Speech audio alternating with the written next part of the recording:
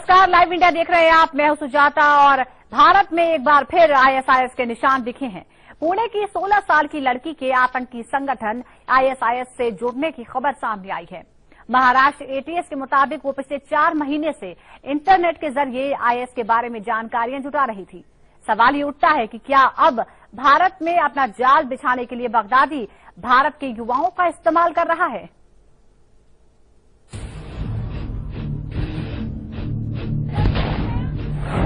वो हिंदुस्तानी लड़की बगदादी की सुसाइड बॉम्बर बनना चाहती थी।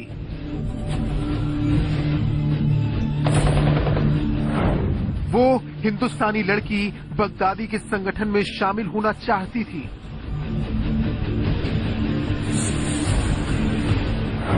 क्या है पुणे की लड़की का आईएसआईएस कनेक्शन? महाराष्ट्र के पुणे से आज की सबसे चौंकाने वाली खबर तब आई जब एटीएस ने आईएसआईएस में शामिल होने की तैयारी कर रही 16 साल की एक लड़की को सीरिया जाने से रोक लिया। ये खबर सुनकर पूरा देश हैरान था कि आखिर पुणे के बड़े स्कूल में 11वीं क्लास में पढ़ने वाली लड़की आखिर आईएसआईएस के संपर्क में कैसे आई। इस सवाल का जवाब भी हम आपको बताएंगे, लेकिन उससे पहले सुनिए कि एटीएस का इस पूरे मामले पर क्या कहना है। ये लड़की को आइडेंटिफाई करने के बाद में हमने जब इनके पास में इनके फैमिली के सामने जब इंक्वायरी हमने की तो पता ऐसा चला कि ये 16 साल की लड़की है।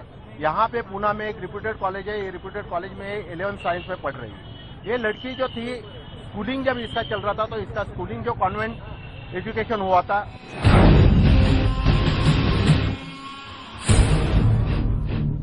जयपुर में कुछ ही दिन पहले ऑयल मार्केटिंग मैनेजर सिराजुद्दीन को अरेस्ट किया गया था।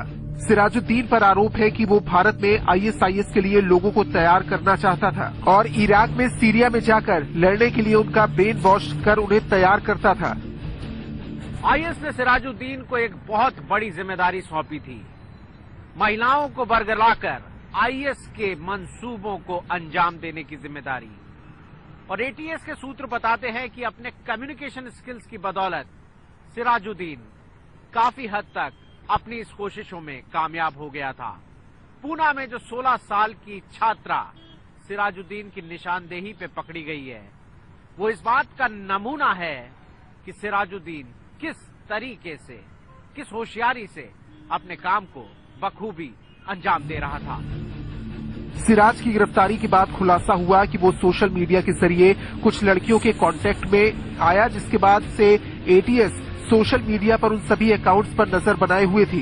जांच पड़ताल में पता चला कि पुणे की इस लड़की को भी आईएसआईएस में शामिल होने के लिए सिराज ने ही तैयार किया था।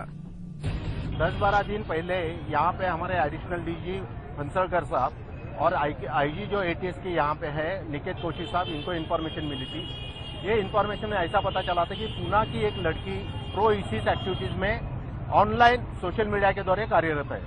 ये इन्फॉर्मेशन मिलने के बाद में यहाँ पे हमने टेक्निकल सोर्सेस और ह्यूमन सोर्सेस के द्वारा ये लड़की को आइडेंटिफाई किया था। एटीएस ने खुलासा किया है कि पुणे की रहने वाली इस लड़की ने सीरिया जाने की पूरी प्लानिंग कर ली थी और उसे वहां जाकर अपने काम के बारे में भी पता था।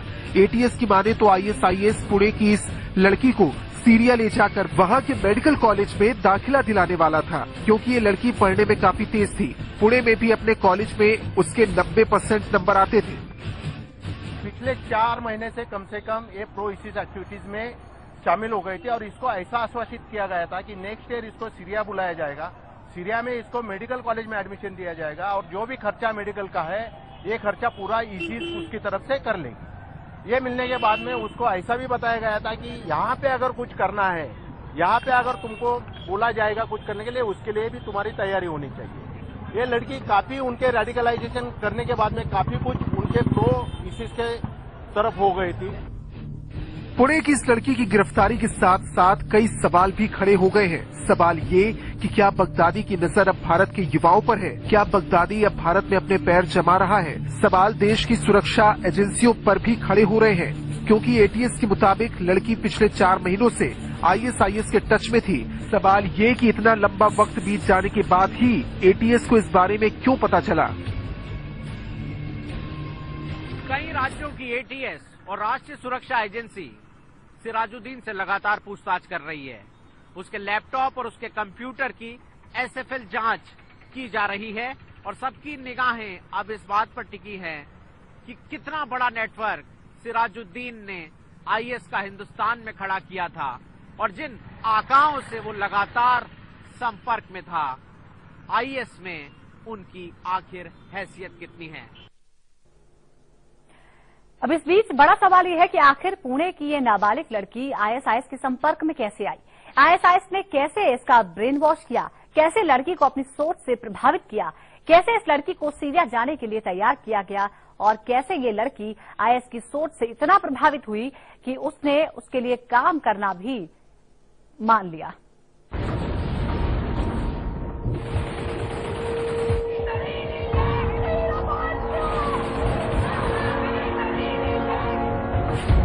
जीन्स टी शर्ट पहनने वाली लड़की अचानक बुर्का क्यों पहनने लगी? सीरिया जाने के लिए क्यों तैयार हुई पुणे की लड़की? पुणे की ये लड़की कुछ वक्त पहले तक आम लड़कियों की तरह जिंदगी बिता रही थी, लेकिन एटीएस की माने तो आईएसआईएस के संपर्क में आने के बाद उसका बर्ताव धीरे धीरे बदलने लगा। एटीएस के मुताबिक लड़की के परिवार से बातचीत में उन्हें पता चला कि 4 महीने पहले लड़की जीन्स टी शर्ट पहना करती थी, लेकिन कुछ वक्त पहले उसने जीन्स टी शर्ट छोड़कर बुर्का पहनना शुरू कर दिया।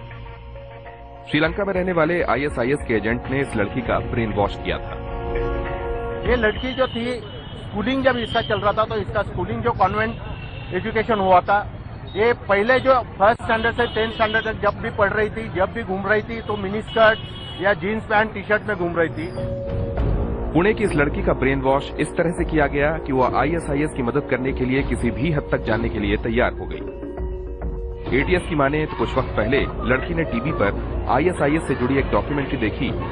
इसके बाद आईएसआईएस के बारे में ज्यादा जानकारी के लिए उसने एक खास टीवी चैनल देखना शुरू कर दिया, जिसके बाद उसका झुकाव आईएसआईएस की तरफ और ज्यादा बढ़ता चला गया और वो सीरिया जाने के लिए तैयार हो गई।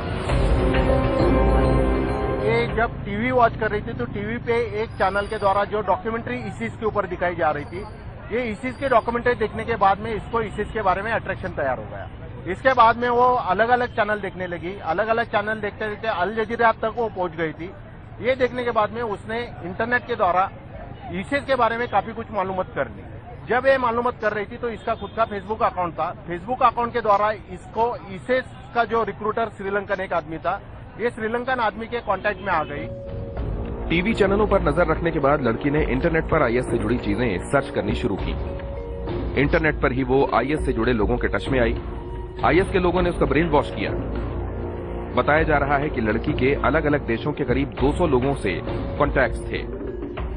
पुणे का आईएसआईएस कनेक्शन उस वक्त सामने आया जब 10 जुलाई को फराज खाना इलाके में लो इंटेंसिटी ब्लास्ट हुआ था। उस ब्लास्ट में किसी की जान तो नहीं गई थी, लेकिन जब पुलिस और खुफिया एजेंसियों ने इसकी तफ्तीश शुरू की तो इसके तार सीधे इराक और वहां चल रही लड़ाई से जुड़ गए। इस ब्लास्ट से जुड़े पहलुओं को खंगालने के दौरान खुफिया एजेंसियों को जो कुछ पता चला वो चौंकाने वाला था। खबर आई कि हिंदुस्तान के कई नौजवान ऐसे हैं जो इराक और सीरिया में मौत का तांडव मचा रहे आईएसआईएस की मदद करने इराक जा पहुंचे हैं। ऐसे में अब सबसे बड़ा सवाल यह है कि आखिर देश के नौजवानों को आईएसआईएस के चंगुल से कैसे बचाया जाए, क्योंकि हिंदुस्तान में यह पहला मामला नहीं है। इससे पहले भी कई हिंदुस्तानी नौजवानों की आईएसआईएस से जुड़े होने की खबर आ चुकी है। आईएसआईएस का फैलता जाल देश के लिए भले ही खतरे की घंटी हो, लेकिन इससे युवा प्रभावित जरूर हो रहे हैं। महाराष्ट्र सरकार ने 16 साल की लड़की को सीरिया जाने से भले रोक लिया हो, लेकिन आईएसआईएस के फैलते साइबर जाल को कैसे रोकेगी, ये सबसे बड़ा सवाल है। कैमरामैन नितेश के साथ राहुल देव शर्मा, लाइव इंडिया, मुंबई। जी हाँ, तो भारत के लिए आईएसआईएस बड़ी चुनौती बनता जा रहा है। पिछले दिनों राजस्थान से आईएसआईएस के मैनेजर की गिरफ्तारी ने चिंताएं और बढ़ा दी हैं। सवाल ये उठता है कि अब आईएस के भारत में फैले इस जाल को खत्म करने के लिए सरकार क्या कदम उठाएगी।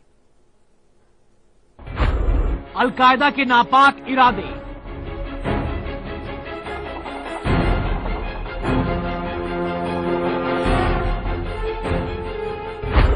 आईएसआईएस से भी खतरा।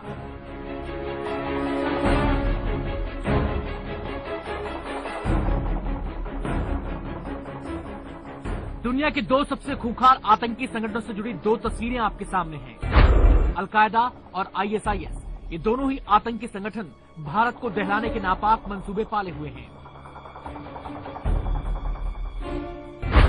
भारत में पहली बार अलकायदा के गुर्गे पकड़े गए हैं, जबकि आईएसआईएस के कई समर्थकों के चेहरे बेनकाब हो चुके हैं। पिछले दिनों सुरक्षा एजेंसियों को उस वक्त बड़ी कामयाबी मिली जब राजस्थान में आईएसआईएस के लिए काम करने वाले एक शख्स को गिरफ्तार किया गया। इंडियन ऑयल कॉरपोरेशन के मार्केटिंग मैनेजर मोहम्मद सिराजुद्दीन को आईएसआईएस का एजेंट होने के आरोप में गिरफ्तार किया गया। ये कितनी बड़ी कामयाबी थी, इसका अंदाजा इसी बात से लगाया जा सकता है कि सिराजुद्दीन 13 देशों के युवाओं के कांटेक्ट में था। 4 लाख लोगों के संपर्क में था सिराजुद्दीन। आईएसआईएस ने उसे दक्षिण अफ्रीका और एशिया के देशों में युवकों को आईएसआईएस से जोड़ने का जिम्मा सौंपा था। आईएसआईएस ने सिराजुद्दीन को इंटरनेट के जरिए लोगों को जोड़ने के लिए कहा। ऑफिस जाने से पहले सिराजुद्दीन आईएसआईएस की रिपोर्ट तैयार करता था। सिराजुद्दीन की गिरफ्तारी साफ बताती है कि आईएसआईएस भारत के लिए बड़ी चुनौती बनता जा रहा है। शुरू से ही जब से आईएसआईएस पैदा हुआ, हिंदुस्तान को एक बड़ा अहम मुल्क मानता है, क्योंकि सबसे ज्यादा मुस्लिम पॉपुलेशन इधर है। लेकिन इसको यहाँ के आवाम से किसी प्रकार का सपोर्ट नहीं मिला। उसके बावजूद फिर भी इक्के दुक्के 20 की तादाद में, 25 की तादाद में, 30 की तादाद में हमारे यहाँ से सीरिया में लोग आईएसआईएस के साथ जुड़े हैं। लगभग 100-125 ने कोशिश की वहां जाने के लिए, लेकिन उनको ऐन मौके पर रोक लिया गया। वैसे ये इकलौता मसला नहीं है जिससे ये पता लगा हो कि आईएसआईएस भारत में भी जड़ें फैला रहा है। इससे पहले आईएसआईएस समर्थक कई लोग बेनकाब हो चुके हैं। गृह मंत्रालय की रिपोर्ट कहती है कि अब तक 23 भारतीय युवक आईएसआईएस में शामिल हुए हैं। 6 भारतीय युवक आईएसआईएस के लिए लड़ते हुए मारे जा चुके हैं। कश्मीर में आईएसआईएस के झंडे लहराए जा चुके हैं। हैदराबाद से आईएसआईएस के लिए भर्ती कराने वाली महिला गिरफ्तार हो चुकी है। बेंगलुरु से आईएसआईएस का ट्विटर हैंडल चलाने वाला भी गिरफ्तार हो चुका है। एक तरफ आईएसआईएस भारत में अपनी जड़ें मजबूत करने में जुटा हुआ है, तो दूसरी तरफ ये भी डर बना हुआ है कहीं आईएसआईएस, अलकायदा और बाकी पाक समर्थित आतंकी संगठन भारत के खिलाफ हाथ न मिला लें। कोशिश तो कर रहे हैं दोनों जुटने के लिए। हम बड़े चौकन्ने हैं इस समय। We are fully alert. एक 1.25 बिलियन लोग हैं हमारे, 2.5 बिलियन आंखें हैं, और सारे लोग अभी अलर्ट हैं। अगर लोग इंटेलिजेंस सर्विसेज के साथ में, पुलिस के साथ में हाथ मिलाएं तो मेरे मुताबिक इतनी बड़ी चुनौती नहीं है जितना हम समझ रहे हैं। यस, खतरा जरूर है, but we are capable of dealing with it. इन खतरों को भारत की सुरक्षा एजेंसियां और भारत सरकार बखूबी समझती है। शायद यही वजह है कि खुद गृह मंत्री राजनाथ सिंह ने संसद में आईएसआईएस को लेकर चिंता जाहिर की थी और कहा था कि ये एक चुनौती है।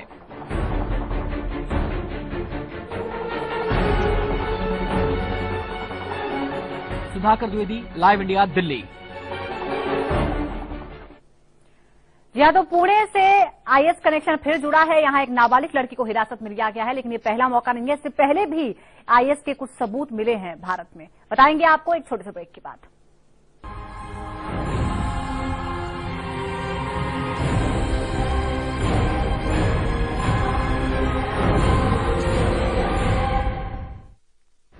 रिहा होगा निर्भया का कातिल,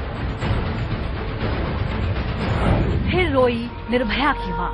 आश्वासन मिला था कि हमको इंसाफ मिलेगा, वो इंसाफ नहीं मिला। आखिर एक मुजरिम छूट गया। आज चीख रही है निर्भया की रूह। मुझे इंसाफ कब मिलेगा? जवाब दो सरकार। देखिए आज रात 8:30 पर। नेशनल हेराल्ड केस में कांग्रेस ने बदला पैंतरा। सोनिया राहुल जाएंगे court. Order order, Sonia Rahul हाजिर हो। देखिए आज रात 9:30 पर।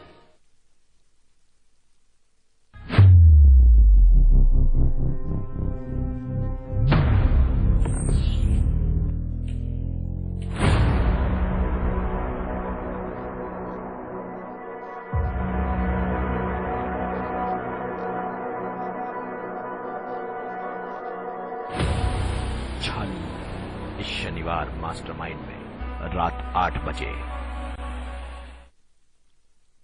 आपका साधारण टैंक में लगातार प्रॉब्लम?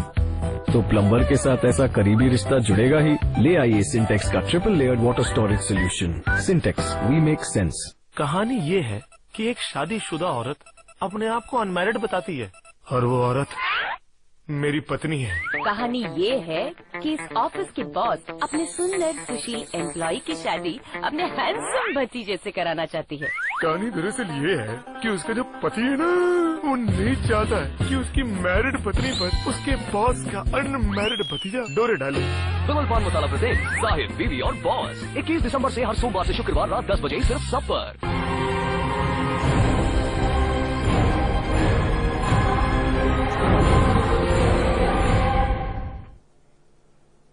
भारतीय लड़की का आईएएस कनेक्शन मिला है, लेकिन ये कोई पहली बार नहीं है जब भारत में आईएसआईएस के होने के सबूत मिले हों। इससे पहले भी कई बार देश में आईएएस से सहानुभूति रखने वाले कई लोगों को एटीएस गिरफ्तार कर चुकी है। सवाल ये है कि क्या आईएसआईएस भारत में अपनी पकड़ बनाने में कामयाब हो रहा है?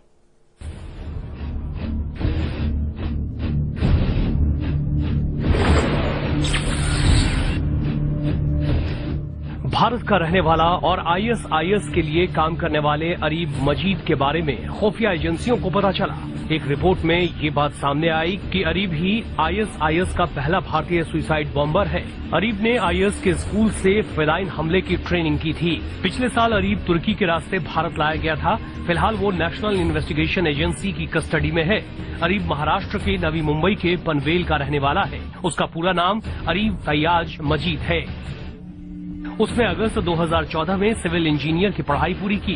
बाद में नवंबर 2014 में वो भारत लौट आया। तब से वो कस्टडी में है। तारीख 11 सितंबर 2015। आईएसआईएस के लिए भारतीयों की भर्ती करने वाली अफसा जबीन उर्फ निकी जोसेफ ने पुलिस की पूछताछ में कबूल किया कि उसने भारतीय मुस्लिम युवकों को इस्लामिक स्टेट के वास्ते काम करने के लिए बहकाने की कोशिश की। पुलिस की पूछताछ में जबीन ने बताया कि उसने सलमान मोइनुद्दीन के साथ मिलकर आईएस की विचारधारा को फैलाने के लिए फेसबुक पर कई ग्रुप्स बनाए। तारीख 13 दिसंबर 2014। आतंकवादी संगठन आईएसआईएस के ट्विटर अकाउंट को बेंगलुरु से चलाने के आरोप में पुलिस ने मेहदी मसरूर विश्वास को गिरफ्तार कर लिया। मेहदी पर एक ब्रिटिश चैनल ने आरोप लगाया कि वो भारत के बेंगलुरु में रहकर आतंकी संगठन आईएसआईएस का ट्विटर हैंडल किया करता था। ब्रिटेन के चैनल के दावे से पहले उस अरीब मजीद ने भी इस ट्विटर अकाउंट का जिक्र किया था जो आईएसआईएस में शामिल होने इराक गया था। मेहदी मसरूर विश्वास बेंगलुरु में भारत की एक सॉफ्टवेयर कंपनी में मार्केटिंग ऑफिसर के तौर पर काम करता था। मेहदी ने बताया है कि उसने इस कंपनी को जून 2012 में ट्रेनी की तरह ज्वाइन किया। भारत में आईएसआईएस के लिए काम करने वालों के चेहरे भी बेनकाब हो चुके हैं। पिछले दिनों राजस्थान में आईएसआईएस के एक मैनेजर की गिरफ्तारी ये बताने को काफी है कि भारत में अपनी जड़ें फैलाने के लिए आईएसआईएस किस कदर काम कर रहा है। इन गिरफ्तारियों और उसके बाद हुए खुलासे ने भारत की सुरक्षा एजेंसियों को चौकस कर दिया है। साथ ही कई सवाल भी खड़े होते हैं। Bureau report, live India. यह वक्त है छोटे से ब्रेक का। लौट रहे हैं।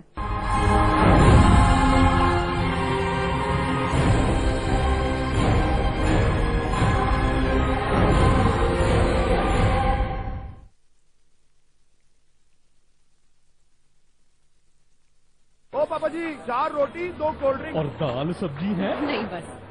रोटी क्या कोल्ड ड्रिंक में डुबो के खाएंगे? दाल मखनी और शाही पनीर मसाले MDH की नई पेशकश। मखना MDH के नए मसाला उन्हें पेट में टापा बांध दिलवाएगा। मसाले सच MDH। कहानी ये है कि एक शादीशुदा औरत अपने आप को अनमैरिड बताती है और वो औरत मेरी पत्नी है। कहानी ये है कि इस ऑफिस के बॉस अपने सुंदर सुशील एम्प्लॉय की शादी अपने हैंडसम भतीजे से कराना चाहती है। कहानी दरअसल ये है कि उसका जो पति है ना, वो नहीं चाहता है कि उसकी मैरिड पत्नी पर उसके बॉस का अनमैरिड भतीजा डोरे डाले। कमल पान मसाला प्रेजेंट साहिर, बीवी और बॉस 21 दिसंबर से हर सोमवार से शुक्रवार रात 10 बजे सिर्फ सब पर।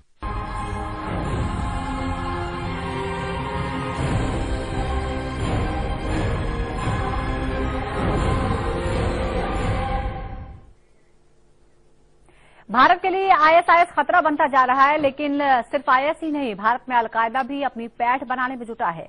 दिल्ली पुलिस की स्पेशल सेल ने यूपी के संभल से एक शख्स को गिरफ्तार किया है। अलकायदा के इंडिया प्लान से जुड़ी ये तीसरी गिरफ्तारी है। नेटवर्क से जुड़े बाकी लोगों को पकड़ने के लिए लगातार छापेमारी हो रही है। साथ ही भारत में आईएस के साथ साथ अलकायदा के आतंकियों को भी पकड़ा जाना इस बात का इशारा करता है कि भारत के खिलाफ आईएसआईएस और अलकायदा ने हाथ मिला लिया है।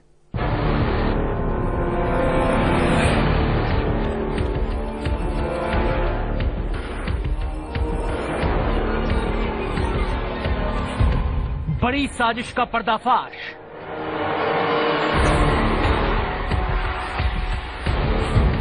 भारत को दहलाने की साजिश। देश के दुश्मनों की ट्रेनिंग। अल जवाहिरी के खूनी इरादे।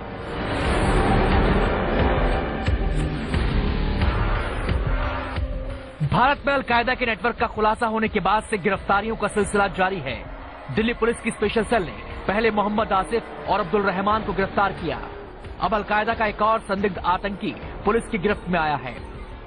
तीसरे आतंकी की गिरफ्तारी यूपी के संभल से हुई है। जफर मसूद एलियस गुड्डू, उसकी उम्र 40 साल की है। कल लेट इवनिंग इसकी संभल से गिरफ्तारी हुई है। ये गिरफ्तारियां बताने के लिए काफी है कि भारत को दहलाने के लिए एक बड़ी साजिश हो रही थी, लेकिन अब दिल्ली पुलिस ने इस साजिश को बेनकाब कर दिया है। दिल्ली पुलिस का दावा है कि जिन लोगों को गिरफ्तार किया गया है उनका ताल्लुक AQIS यानी अलकायदा इंडिया सबकॉन्टिनेंट से है। AQIS अलकायदा के मुखिया आयमन अल जवाहिरी के शैतानी दिमाग की उपज है। अल जवाहिरी ने 2014 में ही AQIS के गठन का ऐलान किया था। अल जवाहिरी का वीडियो सामने आने के बाद से ही सुरक्षा एजेंसियां इसे लेकर चौकस हो गई थीं और आखिरकार भारत में AQIS के नेटवर्क का पर्दाफाश कर उसे ध्वस्त करने का दावा किया जा रहा है। AQIS अलकायदा इंडियन सबकॉन्टिनेंट का मॉड्यूल पहली बार हमारे देश में ये बस्ट हुआ है और ये जो है सितंबर 2014 में इसका फाउंडेशन अनाउंस किया गया था अलकायदा का इंडियन सबकॉन्टिनेंट में, और उसके तहत हम लोग उस पर पूरा अपना ध्यान रखे हुए थे। अलकायदा के गुर्गों की गिरफ्तारी के बाद से पुलिस इस नेटवर्क से जुड़ी बाकी लोगों की तलाश में कई जगहों पर छापेमारी कर रही है, लेकिन जो लोग पुलिस की गिरफ्त में आए हैं उनका बायोडाटा देखेंगे तो आंखें खुली रह जाएंगी। मोहम्मद आसिफ की उम्र 41 साल है। आसिफ यूपी के संभल का रहने वाला है। 14 दिसंबर को आसिफ को दिल्ली के सीलमपुर इलाके से गिरफ्तार किया गया। आसिफ AQIS का भारत चीफ है। AQIS के लिए भारत में आतंकी मॉड्यूल खड़ा करने की जिम्मेदारी इसे सौंपी गई। आसिफ संभल में छोटी मोटी नौकरियां करता रहा है। ये दिल्ली से सीलमपुर फ्लाईओवर के पास से गिरफ्तार हुआ है 14 तारीख को आफ्टरनून में, और इसका जो बेसिक जो मोटिवेशन था, ये चीफ था, चीफ इंडियन विंग का चीफ था ये, और इसका रिक्रूटमेंट और मोटिवेशन का काम था।